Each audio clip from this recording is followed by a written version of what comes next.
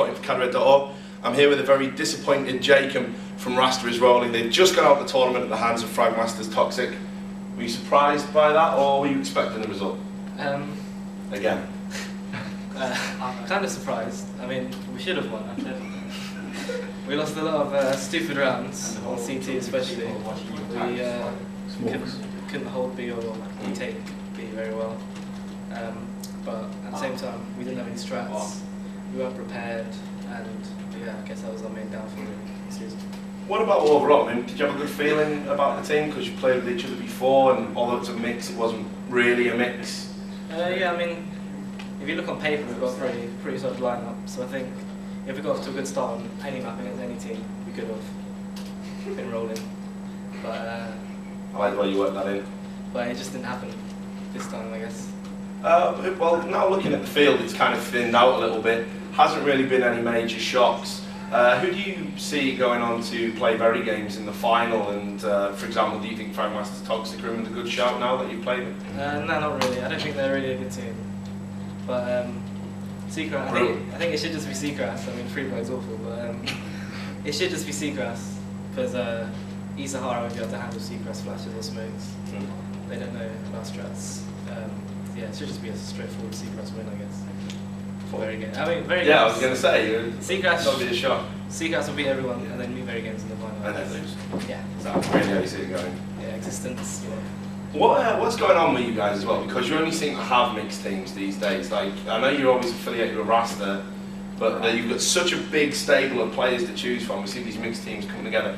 Why is it that you guys haven't been able to put together something solid, something cohesive that'll stick together, especially with the backing of what is now a solid and reputable UK organisation?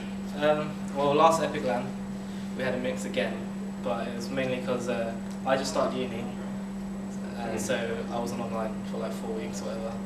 Eamon went back to uni, Nathan just disappeared. Just went back to Bulgaria or something, and just got high every day, didn't come on, so it was just like, we got our free tickets from last LAN, let's just make a mix, I guess, because we got free tickets, and we went, and I think I had about 2.5 hours of CS. Henry just turned up after being at work for like 3 weeks away in all these countries, so no one was prepared, and you've got to be prepared for CS now, because it's the difference between players. Either you have to play, or you just get raped.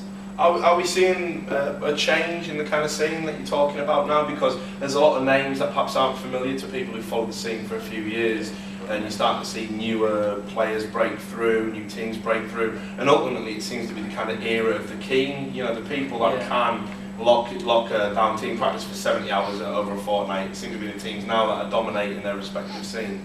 I think that's pretty much the case. Like you look at Link Gaming, like I don't know, 4 or 5 months ago, and they're like all pretty massive noobs. Yeah. But then now, I mean, they're like average noobs. So, and that's just from, they all have like 70 hours, and they all watch demos together on Vent. They've got like their own Vent channel. They used to have it in their Vent, like demos watching. They all watch that for their games. Same with all the teams, like Toxic. They spent their whole life practicing. So I mean, they deserve to win. What about the I-Series in general? I've been quite surprised at how desolate it's felt. There's not really been a lot of people here. I think there's about 800 in total, which is like quite small for an I-Series. Is it just because it's a winter event, or do you think we actually are starting to see the you know, perhaps the death, if you like, of the counter-strike sort of scene? I think it is kind of, I mean, last Epic LAN there wasn't really a big turnout either.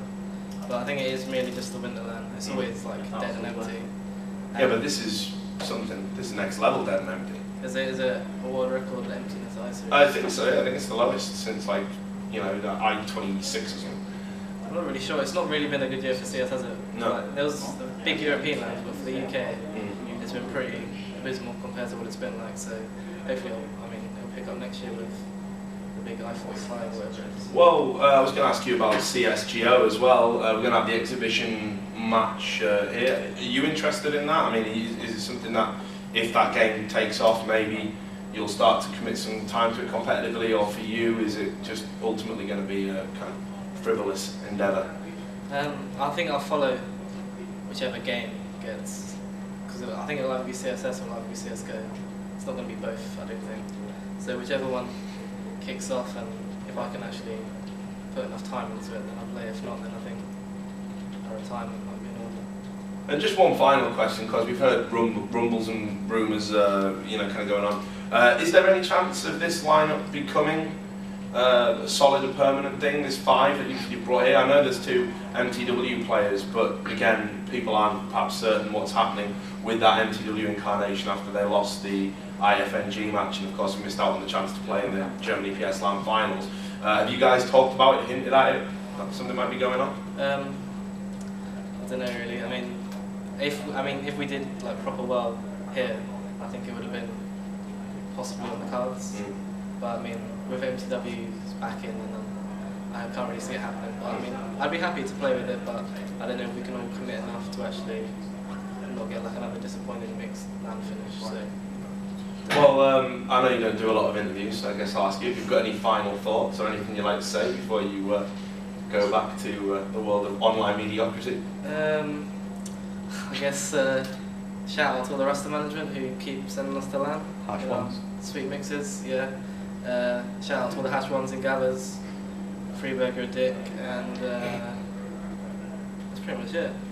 Thanks, Jake. It's always a privilege talking to you. Glad we got to do it on camera for a change. To all you guys out there, we are going to have more interviews. I know they've been coming slowly. That's just because of the way the bracket's been stacked. We're going to have loads coming over the course of the night. So stay tuned to the website for all the coverage from here in I44 at Telford.